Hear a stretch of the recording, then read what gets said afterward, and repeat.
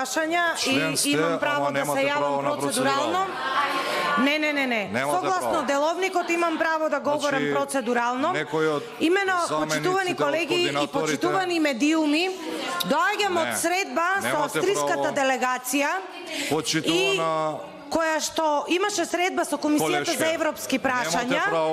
Првото прашање кој што нашите колеги парламентарци од австрискиот парламент го поставија е дали имате кореспондентна табела за да ги терате законите за Бехтел и Енка.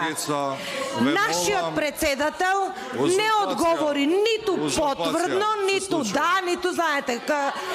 Ама вели немаме кореспондентна табела, не сме во согласно со Акито, ама знаете, со пан-европската, не знам, траса сме се...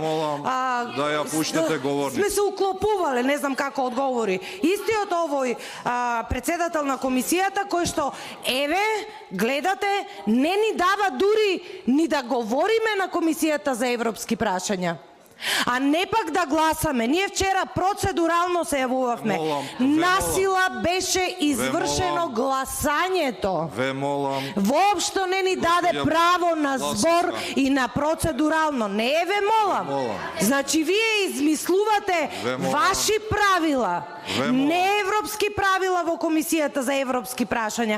Оваа комисија не треба да се вика Комисија за европски, туку Комисија за неевропски прашања. Ова е срамота што се случува. Ова е дно што се случува. А зошто? За да можат работниците во Република Македонија, кои што ќе работат на оваа траса, да работат по 60 часови или пак по 100 часови.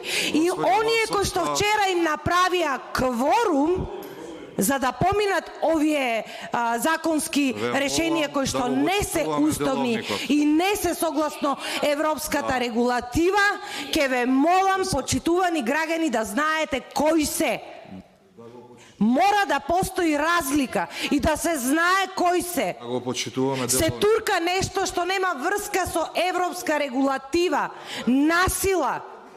И не прашуваат, досега имавме средба со австриските представници и велат како е можно, дајте ни број, врз основа на која кореспондентна табела вие ги туркате овие законски 5 решенија во Комисија за европски прашања, да поминат само 3 дена и да отиде.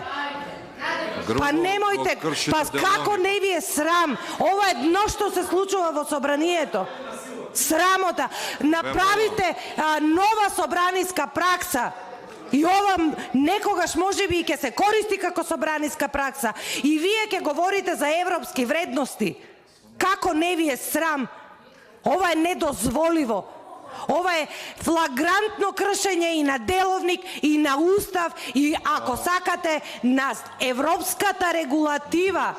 Јас се прашувам дали после овие случувања нашата тенденција на одење кон Европската унија ќе биде спречена. Ве молам. Да, и вие треба да си го поставите тоа прашање. Дали со оваа комисија, со ова флагрантно кршење на европската регулатива, нашето чекорење кон Европската унија ќе биде спречено.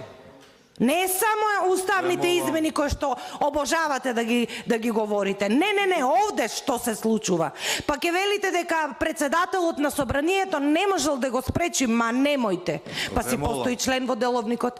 Ви праќаат од влада нешто што е празно и нешто што се нарекува кореспондентна табела, во кое што ништо не е усогласено и председателот на собранието го гледа и вели не, извинете, ви го враќам, ова не е во согласно со европските регулативи и директиви. Па немојте, па знаат сите и медиуми и граѓани веќе како оваа комисија функционира. Затоа ќе ве замолам да не спинувате и да дозволите да говориме, барем тоа што ни остана, да говориме.